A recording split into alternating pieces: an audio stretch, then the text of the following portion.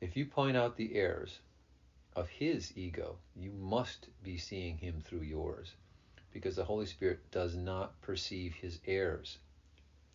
This must be true if there is no communication at all between the ego and the Holy Spirit.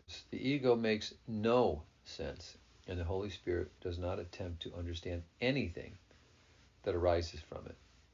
Since he does not understand it, he does not judge it, knowing that nothing it engenders means anything. Whenever anyone is in their ego like that, the best thing to do is to sit and pray that they wake up.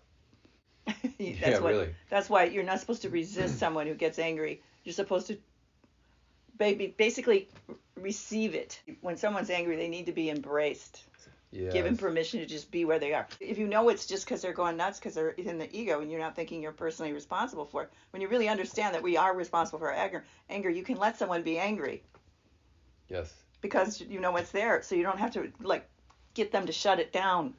Yes. You know what I mean? Because you think they're saying it's your fault, but that's what people do when they're angry. When you know, of course they're saying that, but just hear it. Let them do that for a minute. Let them do that. Especially someone like me, who I'm gonna know it's my anger. Right. Eventually. But that's how you help people. Like for other egos. So that's how you help them own their own Yeah, anger. that's how you help them when they're in fear. When someone's angry, they're in fear. Your job is to hug them and hear them and not be threatened by it and counterattack. Yes. By resisting them. That's a counterattack. Yes.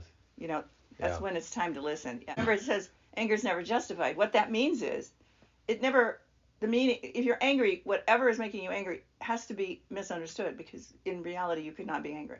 That's what it means. It doesn't mean you're not supposed to feel angry. You know what I mean? It doesn't mean you're not supposed to scream. It's shallow. It just means if you keep looking, you'll find out that, I didn't need to be angry. That's really not true. You see what I mean? Yeah, right. That's what not justified means. We're going to feel angry until we wake up.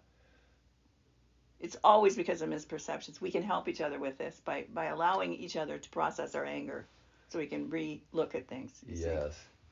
And it's really, like you've always said, it's in allowing that communication to get out, that you can see better for yourself what you're thinking, your response, your what's causing your anger. Yes. If you find out what you're thinking, if you don't say it, it's just in there. You just know there's something wrong. You can't process it in your mind the same way as when you go to give it to somebody, like to tell you how I feel. See, now I'm hearing my words, and so I'm getting in touch with what is it I'm thinking. That's why it's so important to talk and share, not just keep to yourself. Yes. And you can see some of the thoughts.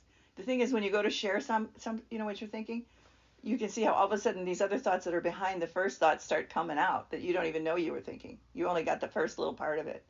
That's why it's so good to share, to discover your mind. Because you're really pulling a seed. You're pulling a string. A thread. Yeah, a thread. That's what they call it, don't they? Yeah. You're pulling a thread.